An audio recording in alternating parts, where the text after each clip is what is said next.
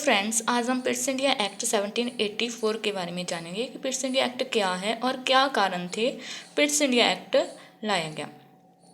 Basically क्या था कि रेगुलेटिंग एक्ट की कमियों को दूर करने के लिए पिट्स इंडिया एक्ट लाया गया था।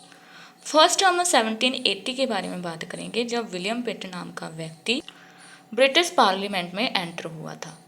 उस वक्त उसकी उम्र केवल 21 वर्ष थी और 1783 में वो ब्रिटेन का पीएम बन गया था और सबसे यंगेस्ट पीएम बन गया था।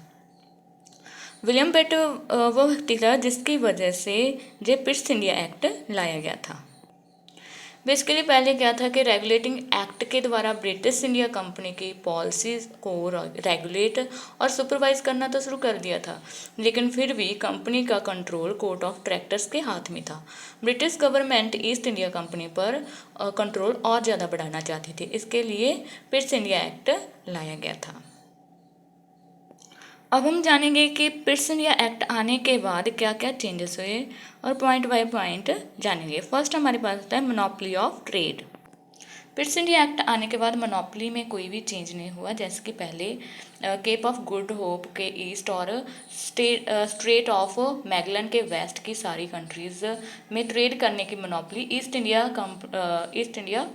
कंपनी के पास ही थी। मोनोपोली ऑफ ट्रेड में कोई चेंजेस नहीं हुए। सेकंड हमारे पास आता है control of company. Control of company में क्या है कि जैसे कि रेगुलेटिंग एक्ट में पहले क्या था कि कमर्शियल और पॉलिटिकल अफेयर्स को कोर्ट ऑफ डायरेक्टर्स द्वारा कंट्रोल किया जाता था। कंपनी पर सारा कंट्रोल कोर्ट ऑफ डायरेक्टर्स का था। पिट्स इंडिया एक्ट आने के बाद क्या चेंजेस हुए कि कमर्शियल अफेयर्स को कंट्रोल कोर्ट ऑफ डायरेक्टर्स ही करते थे, बट पॉलिटिकल अफेयर्स को कंट्रोल करने के लिए एक बॉडी बना दी गई थी जिसका नाम था board of control. Board of control purely government body थी जिसे प्रिसाइड करते थे सेक्रेटरी ऑफ स्टेट और जो थे कैबिनेट मिनिस्टर होता था। नेक्स्ट हम बात करेंगे एडमिनिस्ट्रेशन के बारे में। एडमिनिस्ट्रेशन में क्या चेंजेस हुई, जैसे कि हमने रेगुलेटिंग एक्ट में जाना था कि number of executive council regulating act के टाइम 4 थे और पिट्स इंडिया एक्ट आने के बाद नंबर ऑफ एग्जीक्यूटिव काउंसिल 3 कर दिए गए थे, एक कम कर दिया गया था। पिट्स इंडिया एक्ट आने के बाद एग्जीक्यूटिव काउंसिल के मेंबर, अगर एक मेंबर भी गवर्नर जनरल को सपोर्ट करता था तो उनके बीच टाई हो जाता था और बिल पास होने की संभावना बढ़ जाती थी। नेक्स्ट हम बात करेंगे सेंट्रल लेजिस्लेचर के बारे में। इसमें सेम एडमिनिस्ट्रेशन जैसी चेंजेस हुई। मीन्स एग्जीक्यूटिव काउंसिल के मेंबर्स जो थे वो 3 कर दिए गए थे। मीन्स हम सीधे तौर पर कह सकते हैं कि गवर्नर जनरल की पावर्स को बढ़ा दिया गया था। नेक्स्ट हमारे पास आता है प्रोविंशियल लेजिस्लेचर। इसमें भी सेम यही चेंजेस थी।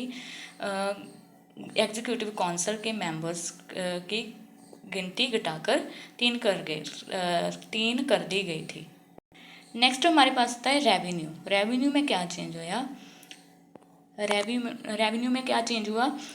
East India company territorial possession की जगह पर ब्रिटिश पोजेशन इन इंडिया कर दिया गया था।